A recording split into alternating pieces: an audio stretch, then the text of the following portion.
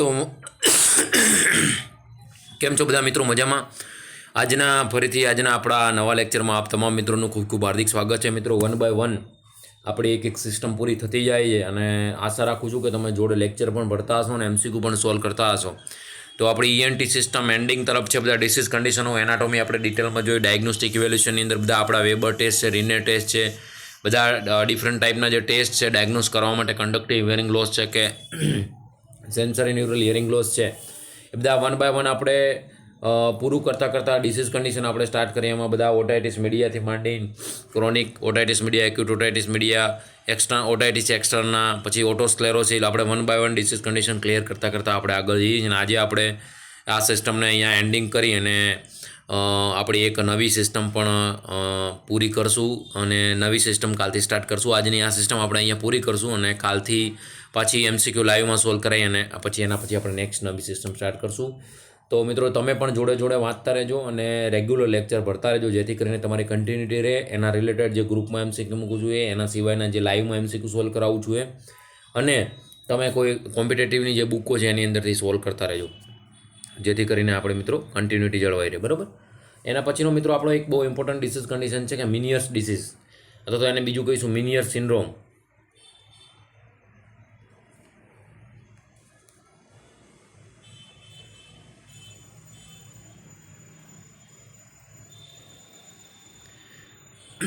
મિનિયર્સ disease મિત્રો, અથવા તો મિનિયર સિન્ડ્રોમ, અથવા ઇડિયોપેથિક ઇન્ડોલિમ્ફેટિક હાઇડ્રોપ્સ. બરાબર, અલગ અલગ નામથી પૂછાય તો પણ કન્ફ્યુઝનમાં નહીં આવવાનું. મિનિયર્સ ડિસીઝ, મિનિયર સિન્ડ્રોમ્સ અથવા તો ઇડિયોપેથિક એન્ડોલિમ્ફેટિક હાઇડ્રોપ્સ. બરાબર. એની અંદર શું થશે? જે ઇનર ઇયરની અંદર જે ફ્લુઇડ છે એનું માલ અબ્ઝર્પ્શનના કારણે ફ્લુઇડ ઇમ્બેલેન્સ થશે અને ફ્લુઇડ ઇમ્બેલેન્સના કારણે પેશન્ટને જે બેલેન્સ મેન્ટેન કરવાનું છે બોડીની અંદર અને હિયરિંગ જે સાંભળવાનું છે, ઇયરનું જે મેઇન બે કામ છે, ફર્સ્ટ કામ શું છે? હિયરિંગનું, અને બીજું છે બેલેન્સ મેન્ટેન કરવાનું. બંને કામની અંદર તકલીફ થશે એટલે પેશન્ટને ચક્કર આવશે, વર્ટિગો થશે, પેશન્ટને બેલેન્સ મેન્ટેન નહીં રહે. એની સાથે સાથે ટીનાઇટસ, હિયરિંગ લોસ, બધા પેશન્ટની અંદર પ્રોબ્લેમ જોવા મળશે. તો મિનિયસ ડિસીઝ શું છે મિત્રો? Malabsorption of the endolymphatic fluids causes inner ear fluid imbalance. બરાબર. જે આપણી એન્ડોલિમ્ફેટિક ને પેરોલિમ્ફેટિક આપણે બે જોયું હતું, જે અલગ અલગ સેલ્સ હતા. બરાબર. તો જે એન્ડોલિમ્ફેટિક છે કે જે લેયર છે કોક્લિયા અને વેસ્ટિબ્યુલાઈ અને જે સેમી સર્ક્યુલર કેનાલ, એની અંદર જે એન્ડોલિમ્ફેટિક ફ્લુઇડ હશે એનું માલ એબ્ઝોર્પ્શનના કારણે ફ્લુઇડ ઇમ્બેલેન્સ થશે અને ફ્લુઇડ ઇમ્બેલેન્સ થશે એટલે ઇનર ઇયરની અંદર ટોટલ ઇનર ઇયરનું મેઇન કામ શું છે મિત્રો? વાઇબ્રેશનને ઇલેક્ટ્રિક રૂપમાં કન્વર્ટ કરી અને એક્શન પોટેન્શિયલ થ્રુ બ્રેઇનની અંદર મેસેજ પહોંચાડો. એટલે હિયરિંગનું કામ થશે નર્વસ સિસ્ટમ થ્રુ. અને બીજું કામ એનું શું હતું મિત્રો? બેલેન્સ મેન્ટેન કરવાનું. તો ઇનર ઇયરની અંદર જો ફ્લુઇડના પ્રોબ્લેમના લીધે શું થશે? ફર્સ્ટ જો સાઇન એન્ડ સિમ્ટમની અંદર આપણે જોઈએ, ફર્સ્ટ સાઇન સિમ્ટમ શું છે મિત્રો? Hearing loss. મિડલ ઇયર સુધી જે વાઇબ્રેશનના લીધે ઇયર ઓસિકલ્સ, મેલસ ઇન્કસ અને સ્ટેપસ જે એમ્પ્લિફાય કરી અને સાઉન્ડને ઇનર ઇયરમાં આપશે ઓલ વિન્ડો રાઉન્ડ વિન્ડો દ્વારા. બરાબર. ઇનર ઇયરની અંદર કોક્લિયા છે, વેસ્ટિયો કોક્લિબ્યુલર ડક્ટ જે આપણી છે, બરાબર, એના દ્વારા જે આપણે સ્ટર્કોસેલિયા સેલ જોયા હતા એની અંદર એક્શન પોટેન્શિયલ મૂવમેન્ટ થઈ અને નર્વસ સિસ્ટમ થ્રુ બ્રેઇનની અંદર જે સાઉન્ડ વેવ છે એનું ઇન્ટરપ્રિટેશન થઈ અને તમને એનું રિસ્પોન્સ મળશે. પણ ઇનર ઇયરની અંદર જ પ્રોબ્લેમ છે, ફ્લુઇડના માલ એબ્ઝોર્પ્શનનો પ્રોબ્લેમ છે. તો શું જોવા મળશે? હિયરિંગ લોસ જોવા મળશે, પછી ટીનાઇટસ જોવા મળશે, વર્ટિગો જોવા મળશે, અલોંગ વિથ ન્યુઝિયા એન્ડ વોમિટિંગ, અને પ્રેશર ઇન ધ ઇયર, એટલે ફૂલનેસ લાગશે ઇયરની અંદર. બરાબર. તો મિનિયસ ડિસીઝ એ ઇનર ઇયરનો ડિસીઝ છે. આઉટર અને મિડલ અને ઇયર એમ 3 કમ્પાર્ટમેન્ટ આપણે જોયા હતા. આઉટર ઇયરમાં શું આવશે મિત્રો? બહારનું સૌથી બહાર છે એ પિનના. બરાબર. પિનના પછી external auditory canal, external auditory canal પછી શું આવશે મિત્રો? ટેમ્પેનિક મેમ્બ્રેન, અને ટેમ્પેનિક મેમ્બ્રેન પછી શું આવશે અંદર? મિડલ ઇયર ટેમ્પેનિક મેમ્બ્રેનથી સ્ટાર્ટ થશે. એના પછી આવશે ઇયર ઓસિકલ્સ, ઇયર ઓસિકલ્સની અંદર મેલસ, ઇન્કસ અને સ્ટેપિસ, અને એ પૂરું થશે એટલે પછી શું સ્ટાર્ટ થશે મિત્રો? Inner ear. તો મિનિયર્સ ડિસીઝ, મિનિયર સિન્ડ્રોમ, ઇડિયોપેથિક એન્ડોલિમ્ફેટિક હાઇડ્રોપ્સ, આ ઇનર ઇયરની ડિસીઝ કન્ડિશન છે કે જે ફ્લુઇડ ઇમ્બેલેન્સ થવાના કારણે માલ એબ્ઝોર્પ્શન, પ્રોપર એનું એબ્ઝોર્પ્શન નહીં થાય ફ્લુઇડનું, એના લીધે એન્ડોલિમ્ફેટિક ફ્લુઇડની અંદર માલ એબ્ઝોર્પ્શનના કારણે ઇયરનું જે ફ્લુઇડ છે એ ઇમ્બેલેન્સ થશે. બરાબર. અને એના લીધે હિયરિંગ લોસ, વર્ટિગો, ટીનાઇટસ, ન્યુઝિયા, વોમિટિંગ સાથે પેશન્ટને સાઇન સિમ્ટમની અંદર જોવા મળશે. બરાબર. અહીંયા તમે જોઈ શકો છો આ નોર્મલ એન્ડોલિમ્ફેટિક છે અને એની સામે આ ડિસ્ટન્ડેડ એન્ડોલિમ્ફેટિક છે. તો જે નોર્મલ ફ્લુઇડ અહીંયા તમે મિત્રો જોઈ શકો છો, આ જે બ્લુ કલરની તમને બતાવે છે સેમી સર્ક્યુલર કેનાની અંદર કોક્લિયાને જે વેસ્ટિબ્યુલાઈ છે એમાંથી જે આ ફ્લુઇડ સેમી સર્ક્યુલર કેનાની અંદર બતાવે છે એની સાઈડની અંદર તમે અહીંયા પણ જુઓ છો. આ નોર્મલ એન્ડોલિમ્ફેટિક સિસ્ટમ છે, બરાબર. એની સામે અહીંયા તમે આ બ્લુ કલરની અંદર જોઈ શકો છો ડિસ્ટન્ડેડ એન્ડોલિમ્ફેટ, એટલે એન્ડોલિમ્ફનું જે ફ્લુઇડ માલ એબ્ઝોર્પ્શનના કારણે શું થશે, ફ્લુઇડ ઇમ્બેલેન્સ થશે. અને ફ્લુઇડ ઇમ્બેલેન્સના લીધે શું થશે, પેશન્ટને હિયરિંગ લોસ અને વર્ટિગોના સાઇન સિમ્ટમ જોવા મળશે. તો અહીંયા તમે જોઈ શકો છો કે જે એન્ડોલિમ્ફેટિક છે ડિસ્ટન્ડ થઈ ગયું છે ને એના લીધે પેશન્ટને પ્રોપર એક્શન પોટેન્શિયલ નહીં થાય એટલે હિયરિંગ લોસ થશે અને બેલેન્સ મેન્ટેન નહીં થાય તો એના લીધે વર્ટિગો જોવા મળશે. એનું આપણે ડાયગ્નોસિસ મિત્રો કઈ રીતે કરી શકીશું, તો ઓડિયોગ્રાફી જે આપણે પ્રોસિજર છે તો ઓડિયોગ્રામ કે એક સાઉન્ડ પ્રૂફ રૂમની અંદર પેશન્ટને બેસાડી અને સ્પીચ અને musical therapy music tone through એના ગ્રાફની અંદર નીકળશે તો એના ઉપરથી આપણે ડાયગ્નોસ કરી શકીએ. અને આપણા રીને ટેસ્ટ અને વેબર ટેસ્ટ તો છે. તો સેન્સરી ન્યુરલ હિયરિંગ લોસ છે તો મિત્રો રીને ટેસ્ટ કેવો આવશે, પોઝિટિવ આવશે. એટલે એર કન્ડક્શન ગ્રેટર દેન બોન કન્ડક્શન જોવા મળશે. અને વેબર ટેસ્ટ છે એ અનઅફેક્ટેડ ઈયરની જે બેટર આપ છે એ અનઅફેક્ટેડ ઈયરની અંદર સાંભળવા મળશે, બરાબર. તો ઓડિયોગ્રામ જે સજેસ્ટ આપણે એના sensory neural hearing loss suggest કરશે ઓડિયોગ્રામની અંદર. પછી Weber test will the report sound is better heard in the unaffected ear. મિત્રો આપણે વેબર ટેસ્ટનું ડિટેલમાં જોયું તો સેન્સરી ન્યુરલ હિયરિંગ લોસ છે વેબર ટેસ્ટની અંદર શું કરતા હતા, આપણે ટ્યુનિંગ ફોર્કને વાઇબ્રેટ કરી ફોરહેડ ઉપર રાખતા હતા. જે બાજુ લેટરલાઇઝેશન થશે વધારે અફેક્ટેડ ઈયર હશે એની બાજુ શું હશે, કન્ડક્ટિંગ હિયરિંગ લોસ. પણ અહીંયા સેન્સરી ન્યુરલ હિયરિંગ લોસ છે એટલે જુઓ Weber test will the report sound is better heard in unaffected ear. Better heard કોની અંદર, અનઅફેક્ટેડ ઈયરની અંદર જોવા મળશે એટલે સેન્સરી ન્યુરલ હિયરિંગ લોસ થશે એને, બરાબર. અને રીને ટેસ્ટની અંદર શું જોવા મળશે, એર કન્ડક્શન ગ્રેટર દેન બોન કન્ડક્શન એટલે રીને ટેસ્ટ પોઝિટિવ, બરાબર. તો આ ધ્યાન રાખજો.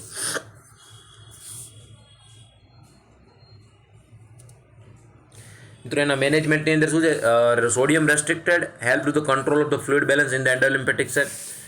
ઇન્ટ્રાવાસ્ક્યુલર અને એક્સ્ટ્રાવાસ્ક્યુલર ફ્લુઇડની અંદર આપણે બીપીનો પ્રોબ્લેમ હોય, ઘણા બધા કિડની ડિસીઝવાળાની અંદર પણ આપણે સોડિયમ રેસ્ટ્રિક્ટેડ પેશન્ટને ડાયટ પ્રોવાઈડ કરતા. તો આની અંદર પણ ફ્લુઇડનું પ્રોબ્લેમ છે એના માટે આપણે સોડિયમ રેસ્ટ્રિક્ટેડ ડાયટ પ્રોવાઈડ કરશું જેના લીધે ફ્લુઇડ બેલેન્સ એન્ડોલિમ્ફેટિક ડક્ટની જે સિસ્ટમ છે ઈયરની અંદર એની અંદર જળવાઈ રહે.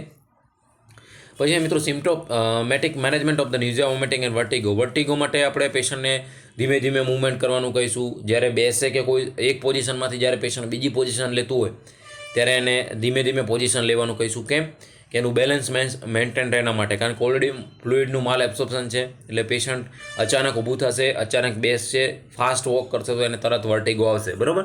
તેના માટે આપણે પેશન્ટને સ્ટેન્ડિંગ પોઝિશનમાં હોય તો સિટિંગ પોઝિશનમાં બેસવું હોય તો ધીમે રહીને બેસે, વોકિંગ કરવું હોય તો એકદમ ધીમે ધીમે ચાલે, બરાબર. અને વોકિંગ કરવું હોય ત્યારે કોઈને જોડે લઈને સાથ લઈને ચાલે કે અચાનક ચક્કર આવીને નીચે ફોલ ઇન્જરી થવાના ચાન્સીસ ના રહે. સર્જિકલ મેનેજમેન્ટની અંદર મિત્રો શું, એન્ડોલિમ્ફેટિક સેક ડીકમ્પ્રેશન, જે એન્ડોલિમ્ફેટિક ડિસ્ટન્ડેડ શું છે એને સેક ડીકમ્પ્રેશન કરશે સર્જરી ઓપનિંગ કરીને. પછી mean infusion of ototoxic medication, infusion ototoxic medication infusion આપશે ઇનર ઈયરની અંદર અને મિડલ ઈયરની અંદર. પછી બીજું છે વેસ્ટિબ્યુલર નર્વ ડિસેક્શન, વેસ્ટિબ્યુલર નર્વનું ડિસેક્શન કરશે તો આ સર્જિકલી મેનેજમેન્ટ કરશે જેના લીધે એક્શન પોટેન્શિયલ છે એ પ્રોપર પેશન્ટનું થશે અને પેશન્ટને હિયરિંગ લોસનો જે પ્રોબ્લેમ હતો, ટીનાઇટસનો પ્રોબ્લેમ હતો એ સોલ્વ થશે, બરાબર. અહીંયા તમે જોઈ શકો છો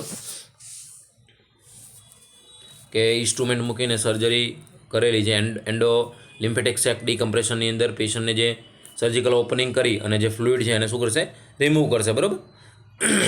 અને ઓટોટેક્સિક મેડિકેશન છે ઇનર ઈયર અને મિડલ ઈયરની અંદર આપશે. અને બીજું છે વેસ્ટિબ્યુલર નર્વ ડીકમ્પ્રેશન કે જેના લીધે એક્શન પોટેન્શિયલ પેશન્ટનું રહેશે અને પેશન્ટનું જે શું કહેવાય પ્રોપર એક્શન પોટેન્શિયલ નહીં થાય મિત્રો તો એના લીધે પ્રોપર બ્રેઇન સુધી વેસ્ટિબ્યુલર કોક્લિયર નર્વ થ્રુ ઇન્ફોર્મેશન નહીં પહોંચે અને ઇન્ફોર્મેશન નહીં પહોંચે તો પ્રોપર જે આપણો સાઉન્ડ હતો એનું ઇન્ટરપ્રિટેશન નહીં થાય. તો વેસ્ટિબ્યુલર નર્વ ડિસેક્શન કરીને એમાં પ્રોપર જે એક્શન પોટેન્શિયલ થશે સર્જિકલ ઓપનિંગ કરીને પછી તો એના લીધે શું થશે, પેશન્ટને હિયરિંગ લોસનો પ્રોબ્લેમ સોલ્વ થશે. Ensuring client safety and environment safety is the priority nursing intervention while caring of the patient with the Meniere's disease. First client safety અને એન્વાયરમેન્ટ સેફ્ટી કેમ છે મિત્રો? ઓલરેડી અંદર પ્રોબ્લેમ છે પેશન્ટને ઇનર ઇયરની અંદર, તો સૌથી બહારનું એન્વાયરમેન્ટ કુલ એન્ડ કામ એન્વાયરમેન્ટ આપણે પેશન્ટને પ્રોવાઈડ કરશું. બીજું ક્લાયન્ટની સેફ્ટી કેમ કે પેશન્ટને વર્ટિગો આવે છે, એટલે જ્યારે પેશન્ટ અચાનક સ્ટેન્ડિંગ અથવા સિટિંગ પોઝિશનમાં બેસશે કે બીજી કોઈ પોઝિશન લેશે અથવા તો ફાસ્ટ લેવાનું ચાલશે તો એને વર્ટિગો આવીને તરત ફોલ ડાઉન થશે અને ફોલ ડાઉનના લીધે ઇન્જુરી થશે. એટલે ક્લાયન્ટની સેફ્ટી ફર્સ્ટ સ્ટેપ એને નર્સિંગ ઇન્ટરવેન્શનના પ્રાયોરિટી વાઇઝ ક્યાંય પૂછે તો આ જો મિનિયર્સ ડિસીઝની અંદર પૂછાય તો ધ્યાન રાખજો. મિનિયર્સ ડિસીઝ એટલે શું છે મિત્રો? મિનિયર્સ ડિસીઝ એ ઇનર ઇયરનો ડિસીઝ છે કે જેના ફ્લુઇડ માલ એબ્ઝોર્પ્શનના લીધે પેશન્ટને બેલેન્સ અને હિયરિંગ લોસ થશે. એના સાઇન સિમ્ટમની અંદર ટ્રીનાઇટસ, વર્ટિગો, હિયરિંગ લોસ, ન્યુઝિયા, વોમિટિંગ જોવા મળશે. અને આપણે પેશન્ટને એની મેઇન પ્રાયોરિટીમાં શું છે કે જ્યારે પેશન્ટ સિટિંગ કરતું હોય અથવા તો કોઈ બી બીજી પોઝિશન લેતું હોય, બેઠું હોય એમાંથી ઊભું થતું હોય તો અચાનક ઊભું ન થાય, એકદમ શાંતિથી ચાલતું હોય તો એને એકદમ ધીમે ધીમે ચાલવાનું, અને કોઈ ફિઝિકલ સપોર્ટ કોઈ બીજું પર્સન એને સાથે લઈને ચાલે તો બેસ, કારણ કે એના લીધે ઇન્જુરી થવાના ચાન્સીસ રહેશે. બરાબર, તો આ ધ્યાન રાખજો. એના પછીનો મિત્રો ડિસીઝ કન્ડિશન લેબ્રિન્થાઇટિસ, જે ઇનર લેબ્રિન્સ છે આપણા કાનની અંદર, વેસ્ટિબ્યુલો કોક્લિયર છે, એ લેબ્રિન્સનું ઇન્ફેક્શન થશે અને આપણે કહીશું લેબ્રિન્થાઇટિસ. બરાબર, બેક્ટેરિયલ અથવા તો viral inflammation of the inner ઇયરનું જે બેક્ટેરિયલ અથવા તો વાયરલ ઇન્ફેક્શન થાય એને કહીશું લેબ્રિન્થાઇટિસ. એટલે યાદ રાખજો, અંદરનું ઇન્ફ્લામેશન થશે એટલે રેડનેસ થશે, સ્વેલોઈંગ થશે મિત્રો, પ્લુરલ ડિસ્ચાર્જ થશે, એના લીધે પેશન્ટને શું થશે? હિયરિંગ લોસ જોવા મળશે, ટીનાઇટસ, વર્ટિગો, ન્યુઝિયા એન્ડ વોમિટિંગ. સેમ ઇનર ઇયરની અંદર જ્યારે મિત્રો પ્રોબ્લેમ હશે તો ઇનર ઇયર જ આપણું મેન છે કે જેને સેન્સરી ન્યુરલ આપણે કહીએ છીએ. અને સેન્સરી ન્યુરલની અંદર મિત્રો સ્ટાર્કોસેલિયા સેલ દ્વારા જે એક્શન પોટેન્શિયલ થઈ અને વેસ્ટિબ્યુલો કોક્લિયર થ્રુ બ્રેનની અંદર જે મેસેજ પહોંચે છે એ જ પહોંચશે નહીં. એટલે શું? ફર્સ્ટ મેઇન હિયરિંગ લોસ જોવા મળશે. ઇનર ઇયરની અંદર ફ્લુઇડની અંદર પ્રોબ્લેમ થશે તો ટીનાઇટસ અને વર્ટિગો જોવા મળશે, અને એના લીધે ન્યુઝિયા વોમિટિંગ જોવા મળશે. બરાબર, અહીંયા તમે જોઈ શકો છો લેબ્રિન્થ છે એનું શું છે? રેડનેસ, સ્વેલોઈંગ, ઇન્ફેક્શન, ઇન્ફ્લામેશન થયું છે એટલે એની અંદર સ્વેલોઇડ લેબ્રિન્થ જોવા મળશે. એટલે ઇનર ઇયરની અંદર બેક્ટેરિયલ અથવા તો વાયરલ ઇન્ફેક્શન અથવા તો ઇન્ફ્લામેશનના લીધે જે કન્ડિશન થશે એને આપણે લેબ્રિન્થાઇટિસ કહીશું. અને એના મેઇન આપણે ખાલી થિંકિંગ કરીને પણ જોઈ શકીએ કે ઇનર ઇયરની અંદર પ્રોબ્લેમ થશે તો મેઇન ઓક્શન પોટેન્શિયલ થ્રુ જે બ્રેનની અંદર મેસેજ પહોંચવો જોઈએ એનું ઇન્ટરપ્રિટેશન નહીં થાય, મેસેજ પહોંચશે નહીં તો હિયરિંગ લોસ થશે, એના લીધે ટીનાઇટસ અને વર્ટિગો જોવા મળશે, બેલેન્સ ઇમ્બેલેન્સ થશે. એટલા માટે અને એના સાથે સાથે ન્યુઝિયા અને વોમિટિંગ. મેનેજમેન્ટની અંદર મિત્રો antibiotic therapy for the bacterial labyrinthitis, viral labyrinthitis need the symptomatic management. જ્યારે બી કોઈ બી ઇયરની અંદર પ્રોબ્લેમ થાય ત્યારે ડૉક્ટર એઝિથ્રોમાઇસિન મોસ્ટલી પ્રિફર કરતા હોય. તો antibiotic therapy according to ENT સર્જન જે ENT ડૉક્ટરો એના ઓપિનિયન પ્રમાણે આપણે જ્યારે પેશન્ટ જશે ત્યારે ઓટોસ્કોપથી એક્ઝામિનેશન કરી અને અમુક પેશન્ટના સાઇન સિમ્ટમ ઉપરથી ખબર પડી જશે તો એના માટે પેશન્ટ એને એન્ટીબાયોટિક થેરાપી પ્રોવાઈડ કરશે. બરાબર, અને બાકીની સિમ્પ્ટોમેટિક મેનેજમેન્ટ આપશે. તો આ આપણા હતા ઇયરની ડિસીઝ કન્ડિશન કે 1 by 1 આપણે ડિટેલમાં જોઈ, અને આમાંથી ક્યાંક ને ક્યાંક એક્ઝામમાં MCQ પૂછાય છે. પણ મિત્રો એક્ઝામમાં MCQ પૂછાવાના સૌથી વધારેમાં વધારે ચાન્સીસ હોય તો એક ઓટાઇટિસ મીડિયા, એક આ મિનિયર્સ ડિસીઝ, પછી આ લેબ્રિન્થાઇટિસ અને એનાટોમી ફિઝિયોલોજીમાંથી ખાસ. ને એમાં ડાયગ્નોસ્ટિક અને ઇવાલ્યુશનમાંથી રીને ટેસ્ટ, વેબર ટેસ્ટ, બરાબર, જે મેં તમને ટેસ્ટ ક્લિયર કરાયા છે આખા લેક્ચર લાઈન, બરાબર, એ ખાસ ધ્યાન રાખજો. એમાંથી એક્ઝામમાં 100% MCQ જોવા મળશે. અને એડલ્ટ અને ચિલ્ડ્રનની અંદર ઇયરનું એક્ઝામિનેશન કરવા માટે આપણે પિન્નાને કઈ રીતે અપડાઉન કરવાનું તો એ પણ મેં તમને કીધું કે જ્યારે એડલ્ટનું પૂછાય, એડલ્ટ હંમેશા મોટું હોય અને છોકરું હંમેશા નાનું હોય, તો મોટાને આપણે શું કરશું? અપ. એડલ્ટને માટે પિન્ના અથવા તો ઓરિકલ્સ છે એને અપવર્ડ એન્ડ બેકવર્ડ. છોકરાને આપણે કાન ખાંચી નીચે ખેંચીએ સીધું ના રહે તો એને ડાઉનવર્ડ એન્ડ બેકવર્ડ. આ બે વસ્તુ ધ્યાન રાખજો. હવે મિત્રો નોઝનું આપણે જોઈ લઈએ. ENTની અંદર આપણે ઇયરનું આપણે એનાટોમી ફિઝિયોલોજી જોઈ, બધા એસેસમેન્ટ ડાયગ્નોસિસ ટેસ્ટ જોયા. હવે એના પછી આપણે મિત્રો નોઝ જોઈએ. એનાટોમી ફિઝિયોલોજી તો આપણે ભણી લીધી છે, ENTની બધી ત્રણની મેં ભણાવી દીધી, તો એ છતાં આપણે જોઈ લઈએ. અને આપણે રેસ્પિરેટરી સિસ્ટમની અંદર પણ આપણે આની નોઝની એનાટોમી ક્લિયર કરાવી દીધી છે. તો નોઝની અંદર મિત્રો શું હશે? જે આ નેઝલ સેપ્ટમ છે, નેઝલ કેવિટીને રાઇટ અને લેફ્ટની અંદર ડિવાઈડ કરશે. નેઝલ કેવિટીને ડિવાઈડ થયા પછી શું થશે? સ્ટાર્ટ મિત્રો ફેરિંગ્સ. ફેરિંગ્સની અંદર નેઝોફેરિંગ્સ, પછી ઓરોફેરિંગ્સ અને લેરિંગોફેરિંગ્સ. બરાબર, એના 4 સાઇનસ હશે: ફ્રન્ટલ સાઇનસ, સ્પિનોઇડ, ઇથમોઇડ અને મેક્સિલરી સાઇનસ. દરેકની 2 પેર હશે.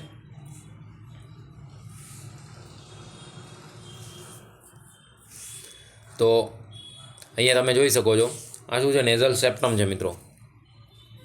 એક જ મિનિટ મિત્રો, આપણું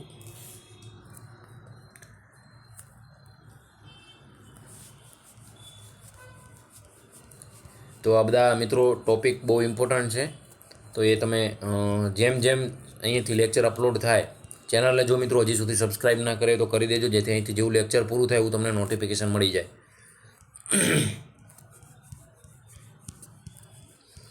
અને જોડે જોડે ઘણી બધી બુકો પ્રિફર કરી અને વાંચતા રહેજો, જેથી કરીને આપણે કન્ટિન્યુટી બ્રેક ના થાય અને આપણું વારંવાર રિવિઝન છે એક્ઝામમાં આપણને ક્યાંક ને ક્યાંક મદદરૂપ થશે. બરાબર.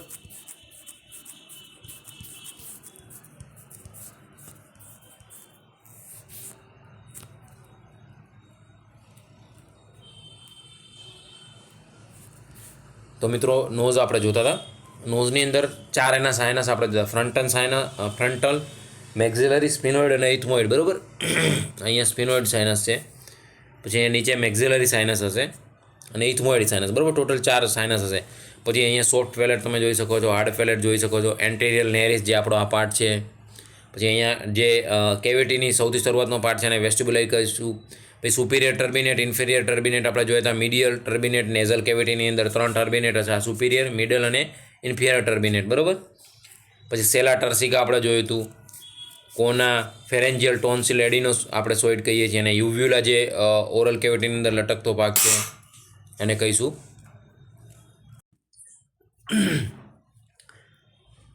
તો મિત્રો નેઝલ કેવિટી આપણે જોઈ લીધી. નેઝલ સેપ્ટમ તો રાઇટ લેફ્ટની અંદર ડિવાઈડ થશે. પછી સુપિરિયર, ઇન્ફિરિયર અને મિડલ 3 ટર્બિનેટ હશે. અહીંયા જે અંદરનો પાર્ટ હશે એને વેસ્ટિબ્યુલાઈ કહીશું. તો આપણે આખી એનાટોમી જોઈ લીધી, જે તમે ફર્સ્ટ યરમાં પણ ભણ્યા છો, અને એના પછી મેં આપણે ડિટેલમાં રેસ્પિરેટરી સિસ્ટમમાં ભણાય. અને આની અંદર શરૂઆત ENT સિસ્ટમને કરતાં 3 આપણે ઇયર, નોઝ અને થ્રોટની જે એનાટોમી છે એ પણ આપણે જોઈએ. અને અહીંયા પણ મિત્રો મેં તમને ખાસ કીધું હતું યુસ્ટેશિયન ટ્યુબ મિડલ ઇયરની અંદર હશે, અને મિડલ ઇયરમાંથી ઓપન ક્યાં થશે મિત્રો? નેઝોફેરિંગ્સમાં. આ ધ્યાન રાખજો વારંવાર. એનું કામ શું છે? Prevent infection and maintain pressure in the ear. બરાબર. આ વસ્તુ યાદ રાખજો. હજી ટચનો મિત્રો બહુ ઇસ્યુ થઈ જાય છે, કેમ આવું થાય છે? તો એના સાઇનસની મિત્રો વાત કરીએ તો સાઇનસ કેટલા હશે? 4 સાઇનસ હશે. કયા કયા? ફ્રન્ટલ સાઇનસ, સ્પિનોઇડ સાઇનસ, ઇથમોઇડ સાઇનસ અને મેક્ઝિનરી. ડબલ દરેક જે સાઇનસ છે એ 2 પેરની અંદર હશે. એટલે સાઇનસ બી ધ્યાન રાખજો, એક્સેપ્ટ કરીને પૂછાઈ શકે છે. ફ્રન્ટલ સાઇનસ, સ્પિનોઇડ સાઇનસ, ઇથમોઇડ સાઇનસ અને મેક્ઝિલરી સાઇનસ. બરાબર. તો આ 4 શું છે મિત્રો? સાઇનસ જે નેઝલ કેવિટીની અંદર પ્રેઝન્ટ હશે.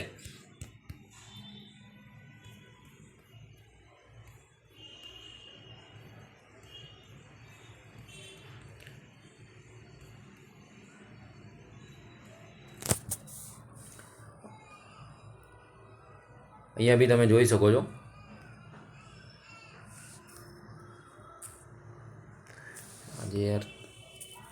જે મેઇન કહેવાય ને મિત્રો,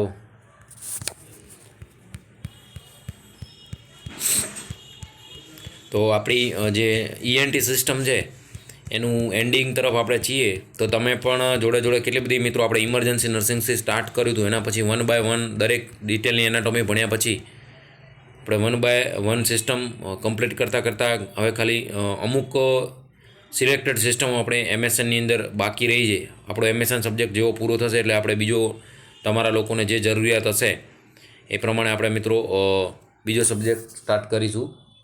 તો આ ઉપર તમે જોઈ શકો છો યાર, સ્પિનોઇડ સાઇનસ, નેઝલ બોન, ફ્રન્ટલ સાઇનસ, નેઝલ બોન છે. પછી ઇથમોઇડ સાઇનસ, મેક્ઝિલરી સાઇનસ, પછી નેઝલ કાર્ટિલેજ, ફાઇબ્રોઇડ ટિશ્યુ અને નોસ્ટ્રિલ. તો 4 સાઇનસ યાદ રાખજો. ફ્રન્ટલ સાઇનસ, સ્પિનોઇડ, ઇથમોઇડ અને મેક્ઝિલરી 2 પેરની અંદર હશે બંને.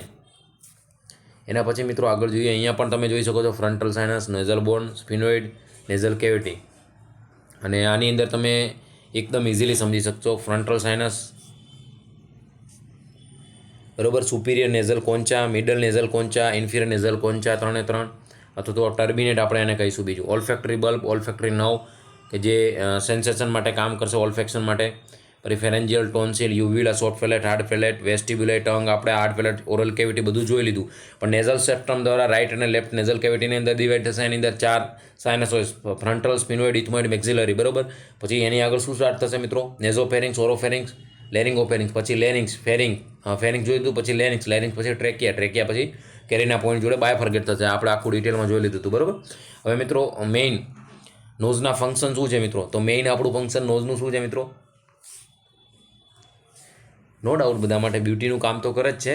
ફંક્શન ઓફ ધ નોઝની અંદર ફર્સ્ટ આપણું કામ છે જે કરોડો રૂપિયાનું ભગવાને મનુષ્ય અવતાર આપ્યો એની અંદર જે ભગવાને દરેક ઓર્ગનના ફંક્શન આપ્યા છે એમાં સૌથી પહેલું ફંક્શન નાકનું શું છે મિત્રો?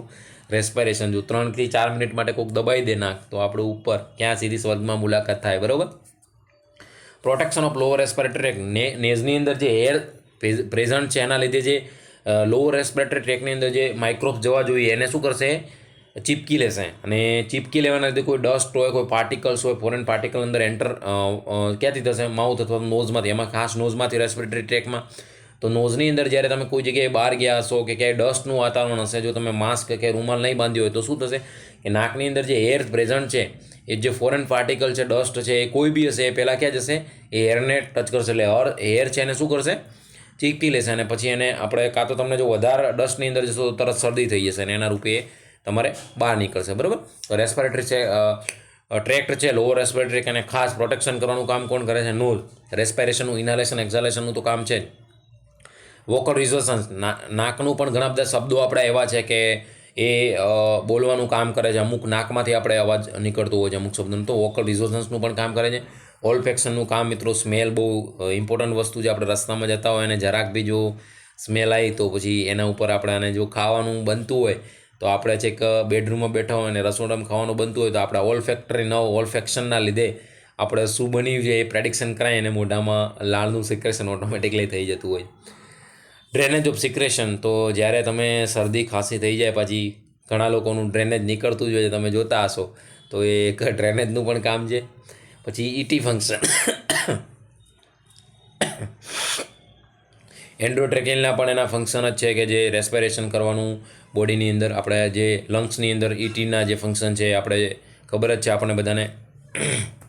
Provide beautiful shape to the face. મેં તો કરોડો રૂપિયાનું ભગવાને સારી એમાં ખાસ સૌથી ફેસને બ્યુટીફાય આપવાનું, બરાબર. તમારી બ્યુટી ઓફ ધ ફેસ કહી શકાય. એની અંદર કયા આવશે? એક તો તમારી આઈ, નહીં કહેતી તમારી આઈ જે છે એકદમ શું કહેવાય, આંખોમાં ડૂબી જઈએ છીએ. તમારી આંખો કાતક છે આમ, બરાબર. સાતીર આંખો છે આમ, સિંહ જેવી, ચિત્તા જેવી આંખો છે. પછી એક આપણી આ બ્યુટી ઓફ ઈયર, અને પછી આપણો જે નોઝ, બરાબર. તો આ આપણા શું છે? ફેસની બ્યુટી છે કે જે આપણા ફેસને પ્રોપર શેપ અને બ્યુટીફુલ શેપ પ્રોવાઈડ કરે છે. તો આ તમે જોઈ શકો છો કે નોઝ કેટલું ઇમ્પોર્ટન્ટ વસ્તુ છે કે આપણા કયા કયા ફંક્શન છે એની અંદર મિત્રો. Respiration first, protector lower respiratory ટ્રેકને પ્રોટેક્ટ કરવાનું કામ છે. એના પછી જે વોકલ રેઝોનન્સનું પણ એનું કામ છે, ઓલ્ફેક્શનનું કામ છે, drainage of secretion, ET function and provide beautiful shape to the face. તો આમાંથી કંઈ એક્સેપ્ટ કરીને પણ તમારા માટે બેઝિક સવાલ પૂછી શકે છે. હવે મિત્રો એના પછી આપણે ડિસઓર્ડર સ્ટાર્ટ કરીએ. નોઝની અંદર ડિસઓર્ડર કયા હશે? તો એપિસ્ટેક્સિસ આપણે બધા જોઈએ જ છીએ અને કહીશું નોઝ બ્લીડ, નસકોરી ફૂટી. ગુજરાતી ભાષામાં જ્યારે નાના હતા ત્યારે આપણે એ સાદી ભાષા વાપરતા, પણ એને આપણે એપિસ્ટેક્સિસ કહીશું. It is known as a nose bleed અથવા તો epistaxis. Anterior septum is the most common site of nose bleeding. જે આપણું એન્ટેરિયર સેપ્ટમ છે એમાંથી નોઝ બ્લીડિંગ માટેનું મોસ્ટ કોમન છે. તો આ ધ્યાન રાખજો અહીંયા કે એપિસ્ટેક્સિસની અંદર મોસ્ટ કોમન સાઇટ કઈ છે? તો એન્ટેરિયર સેપ્ટમ. કોઝિસ કયા કયા આવે? તો નેઝલ બ્લોલિંગ, ટ્રુમા થઈ ગયું હોય, કોઈ ઇન્સર્શન ઓફ એની ઓબ્જેક્ટ, તો તમે કોઈ નાકમાં હાળી કરી હોય કે ક્યાંય તમારા નાકની અંદર ટ્રુમા થયું હોય તો એના લીધે બ્લીડિંગ આવી શકે છે, બરાબર. તો જ્યારે પણ બેઠા હોય ત્યારે 3 જગ્યાએ સળી ક્યારેય નહીં કરવાની. એક તો નાકમાં ક્યારેય સળી નહીં કરવાની, એક મોઢામાં ક્યારેય સળી નહીં કરવાની, એક કાનમાં ક્યારેય નહીં સળી કરવાની, બરાબર. તો આ ધ્યાન રાખજો, જ્યારે પણ નવરા બેઠા હો ત્યારે આ 3 જગ્યાએ સળી ક્યારેય નહીં કરવાની, તો તમને એનું કંઈક ને કંઈક પરિણામ મિત્રો જોવા મળશે, બરાબર. તો એના કોઝિસ આપણે જોઈ લીધા. હવે ફર્સ્ટ એડ મેનેજમેન્ટ. તમે જ્યારે નેઝલ બ્લીડિંગ થતું હોય ત્યારે ફર્સ્ટ એડ મેનેજમેન્ટ શું કરો?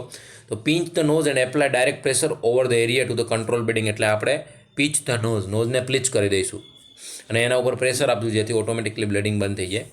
Ask the client to attend sitting position with learning forward to avoid secretion to not to given down to the throat. એટલે આપણે પેશન્ટને બેહાડી અને આ નાક આગળના ભાગમાં કરીશું. કેમ કે જે સિક્રેશન છે જો પેશન્ટ એસ્પાયરેટ કરીને લંગ્સમાં જશે થ્રોટમાં તો એ એસ્પાયરેશન ન્યુમોનિયા થવાના ચાન્સીસ રહેશે. જે બ્લીડિંગ પ્રોડક્ટ છે, બ્લીડિંગ છે, બ્લડ છે એ ના જાય એના માટે આપણે નોઝ બ્લોચ કરી અને પેશન્ટને લીન ફોરવર્ડ પોઝિશનમાં બેહાડશું. એટલે સિક્રેશન બધું આગળના ભાગની અંદર આવે, બધું અંદર ના ઉતરે. આમ પેશન્ટને આપણે એને ટેકો લઈને બેસવાની ના પાડીશું. એટલે ટૂંકમાં જ્યારે પેશન્ટને નોઝ બ્લીડ થતું હોય, એપિસ્ટેક્સિસ હોય, ત્યારે શું કરવાનું? પેશન્ટને કે આગળના ભાગની અંદર તમારો ફેસ લઈને બેસો અને નોઝને બ્લોચ કરી દેવાનું. ટ્રીટમેન્ટની અંદર મિત્રો શું આવશે તો વાઝોકોન્સ્ટ્રિક્શન મેડિકેશન કે જે બ્લીડિંગને સ્ટોપ કરશે are the drug of choice, example of adrenaline, 1 અને ફિનાઇલ એપિનેફ્રિન. આ જે મેડિસિન વાઝોકોન્સ્ટ્રિક્ટર મેડિસિન છે કે જે વેનને કોન્સ્ટ્રિક્ટ કરી અને જે બ્લડ નીકળે છે એને સ્ટોપ કરશે, બરાબર. તો આ એક નાના ડિસીઝ કન્ડિશન છે, ક્યાંક એક્ઝામમાં પૂછે તો ધ્યાન રાખવાનું. લોકલ કોઝિસ કયા છે અને સિસ્ટમિક કોઝિસ કયા છે. લોકલ કોઝિસ કયા છે તો એની અંદર જોઈએ મિત્રો, લોકલ ટ્રુમા ફર્સ્ટ, બેઠા આપણે સળી કરીએ. પછી એનાટોમિકલ ઇરેગ્યુલારિટીઝ, એનાટોમિકલ કોઈ માલ ફોર્મેશન હોય, ઇરેગ્યુલારિટીઝ હોય અને એના લીધે અમુક ટાઈમ સુધી આપણને પ્રોબ્લેમ ના જોવા મળે, પણ અમુક આપણે પ્રેશરાઇઝ કોઈ કામ કર્યું હોય કે કોઈ એવી વેઇટ લિફ્ટિંગ કર્યું હોય તો આ અમુક એનાટોમિકલ ઇરેગ્યુલારિટીના લીધે જોવા મળે. અને જો નેઝલ કેવિટીની અંદર ઇન્ફેક્શન ઇન્ફ્લામેશન થશે તો એની જે વોલ છે ડેમેજ થશે, એનામાંની અંદર આર્ટરી વેઇન રપ્ચર થશે તો બ્લીડિંગ થવાના ચાન્સીસ છે. પછી ફેશિયલ ટ્રુમા છે, બહુ વધારે પડતો તમને શોખ હોય અને ક્યાંય ઝઘડવા ગયા હોય અથવા તો હાલતા ચાલતા અમુક લોકોને બાજી લેવાનો શોખ હોય તો પછી સામે એની પણ ત્રેવડ બતાવશે એટલે સીધું પકડીને એક આપશે એટલે તમારે સીધું એપિસ્ટેક્સિસ, બરાબર. તો આ ધ્યાન રાખવાનું. પછી ટોપિકલ નેઝલ સ્પ્રે, નોર્મલી ડૉક્ટરની સલાહ લઈને જ આપણે કોઈ બી કામ કરતા હોય તો બોડી સાથે કોઈ દાડો છેડછાડ કરવાની નથી થતી આપણે, પણ અમુક લોકો હોય કે ડાયરેક્ટ પોતાનું જાતે અમુક વસ્તુ લેતા હોય તો નેઝલ સ્પ્રે કે નેઝલ ટોપિકલ સ્પ્રે આવે કે જેની અંદર અમુક પ્રમાણમાં આપણે એની ડોઝ હોય એ એના કરતાં જો વધારે થઈ જાય તો એ પણ એના જે મ્યુકોઝા છે એને ડેમેજ કરીને અંદર કેપિલરીઝ રપ્ચર થઈને બ્લીડિંગ થવાના ચાન્સીસ છે. અને એના પછી મિત્રો જે ટ્યુમર, તો ટ્યુમરના લીધે પણ પ્રેશર આવશે આર્ટરી વેઇન ઉપર તો એના લીધે પણ રપ્ચર થઈને રેર કેસીસની અંદર એના લીધે બ્લીડિંગ થવાના ચાન્સીસ રહેશે. પણ આપણા હાથમાં કયા આમાંથી છે કે જે આપણે લોકલ કોઝિસ મેનેજ કરીએ તો આપણે આ ના થાય. તો એક તો પહેલાં લોકલ ટ્રુમા, ક્યારે કોઈની સળી કરવી નહીં, અને ખુદના બોડી જોડે ક્યારે નાકોમાં આંગળીઓ ગાલી, ઘણાની ટેવ હોય નવરા બેઠા શું કરે, કહેવત છે અમુક, નવરા બેઠા શું કરે, બરાબર. તો લોકલ ટ્રુમા તમે બેઠા હળી કરશો તો એના લીધે પણ થઈ શકશે. તો એ આપણે ક્યારે કરવું નહીં, ધ્યાન રાખવાનું. બીજું, ક્યારે વધારે પડતી આપણે એનર્જી બોડીમાં ભરાઈ ગઈ હોય તો એને કાં તો રનિંગ કરીને તમે કાઢો, કાં તો એને રીડિંગ કરીને કાઢો, કાં તો તમે એને એક્સરસાઇઝ કરીને કાઢો, એ સારું. પણ કોઈને જોડે બાથોડા નહીં, કોઈને જોડે બાજવા લેવા જાઓ, રસ્તા ઉપર ચાલતા ઝઘડી પડો, ક્યારેક કોઈને ગાડી અડી ગઈ હોય કે ક્યાંય તમે ચાલતા હોય ને હાલતા ચાલતા બાજી લે, અમુક લોકો ઘણા હોય એમનો સ્વભાવ જ પેદા થયા હોય ત્યારથી જ એ લોકો બીજાને હેરાન કરવાનું જ કામ કરતા હોય. ઘણા આવા નમૂના તમને જોવા મળશે. તો આપણે આ ફેશિયલ ટ્રુમા ના કરી શકીએ, કોઈને આપણે ના કરીએ, બીજા કોઈને ના કરાવીએ, બરાબર. જિંદગીની અંદર ધ્યાન રાખવાનું, મનુષ્યનો અવતાર મળ્યો છે તો શાંતિથી જિંદગી જીવી લેવાની, બીજાને નડવાનું કામ નહીં કરવાનું. નહીં તો બધા હિસાબ અહીંયા આવે તો પૃથ્વી ઉપર જ થાય છે એટલે પછી ભોગવવાનું આવે જ, બરાબર. એના પછી મિત્રો નેઝલ સ્પ્રે છે, તો આપણે કોઈ બી પ્રિસ્ક્રિપ્શન વગર ડાયરેક્ટ નેઝલ સ્પ્રે ના યુઝ કરીએ. તો આપણે આ 3 છે એ આપણી જાતે છે આપણે ફોલો કરી શકીએ તો આપણે બ્લીડિંગ થવાના વારા ના આવે, બરાબર. સિસ્ટમિક કોઝિસની અંદર મિત્રો હાઈ બ્લડ પ્રેશર, જો વધારે પડતું બ્લડ પ્રેશર વધી જશે અને બ્લડનો ફ્લો વધશે તો એના લીધે રપ્ચર થવાના ચાન્સીસ છે. વાસ્ક્યુલર માલ ફોર્મેશન, પ્રોપર વાસ્ક્યુલર કોઈ વેઇન છે, આર્ટરી છે, એનું પ્રોપર ફોર્મેશન નહીં થયું હોય તો એના લીધે પણ જો એના ઉપર પ્રેશર આવશે તો એ રપ્ચર થઈને બ્લીડિંગ થવાના ચાન્સીસ છે. કાર્ડિયોવાસ્ક્યુલર ડિસીઝ, મિત્રો કાર્ડિયોવાસ્ક્યુલર ડિસીઝની અંદર પણ 100% નેઝલ રપ્ચર થઈ અને જો પમ્પિંગ વધી જશે અથવા તો કાર્ડિયોવાસ્ક્યુલર સિસ્ટમની અંદર કોઈ પ્રોબ્લેમ હશે તો એના લીધે પણ બ્લીડિંગ થવાના ચાન્સીસ છે. કારણ કે જો કોગ્યુલેશન ફેક્ટર વધી જશે, ઘટી જશે, એના ઉપર પણ થઈ શકે. લોહી પાતળું થઈ જશે તો તેના અંદર બ્લીડિંગ થવાના સૌથી વધારે ચાન્સીસ છે. એના પછી મિત્રો છે બ્લીડિંગ ડિસઓર્ડર. મેં તમને કીધું એ પ્રમાણે જે ક્લોટિંગ ફેક્ટર હોય એ જો તમારા બોડીની અંદર નહીં હોય તો હાલતા ચાલતા સેજ બી તમને થશે તો તરત ત્યાંથી બ્લીડિંગ થવાના ચાન્સીસ રહેશે. તો લોકલ કોઝિસની અંદર જે તમે સળી કરો છો મેં તમને સમજાય, અને સિસ્ટમિક કોઝિસની અંદર કોઈ બોડીમાં પ્રોબ્લેમ હશે તો આ પ્રોબ્લેમ જોવા મળશે, બરાબર. આ પણ ધ્યાન રાખજો. Most of the nasal bleed occur from the Kiesselbach plexus little area of the nose. કઈ જગ્યાએ સૌથી મોસ્ટ કોમન બ્લીડિંગ જોવા મળે છે મિત્રો? તો આ ધ્યાન રાખજો. કિસેલ બેચ ફ્લેક્સસની અંદર જોવા મળે છે. એક ફ્લેક્સસનું નામ છે, અહીંયા તમે જોઈ શકો છો, ઇથમોઇડ, આપણી એન્ટેરિયર ઇથમોઇડ આર્ટરી છે, પોસ્ટિરિયર ઇથમોઇડ આર્ટરી છે, અને એની અંદર આપણા પ્લેક્સસના નામ આપેલા છે.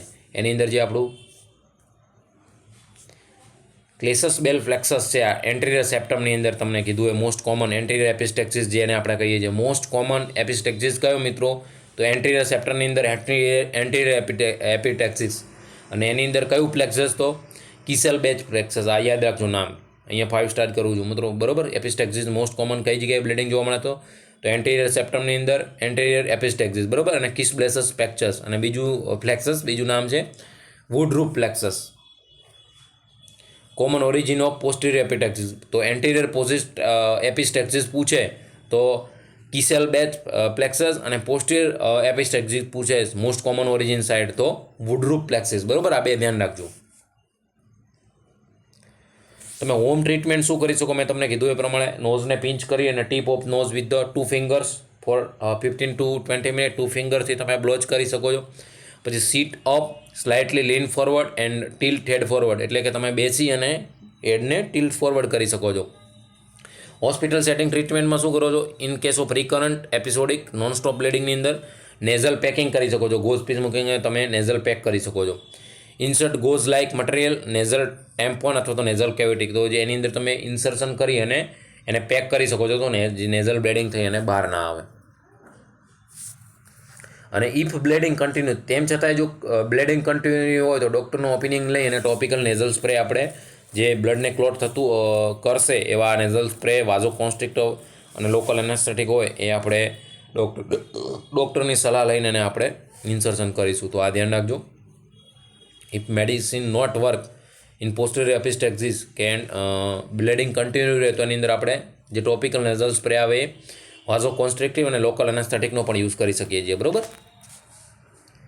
એના પછી આપણો મિત્રો કોમન હાલતા ચાલતા તમને અને મને બધાને ક્યાંક શિયાળાની અંદર હવે તો શિયાળો ચાલુ થઈ ગયો, ઠંડી પણ જોરદાર પડવાની ચાલુ થઈ ગઈ છે, તો આપણો બધાનો કોમન પ્રોબ્લેમ રિનાઇટિસ, જેને આપણે નેઝલ મ્યુકોઝાની શરદી જે કહીએ કે inflammation of the nasal mucosa caused by bacteria, virus અથવા તો એલર્જન.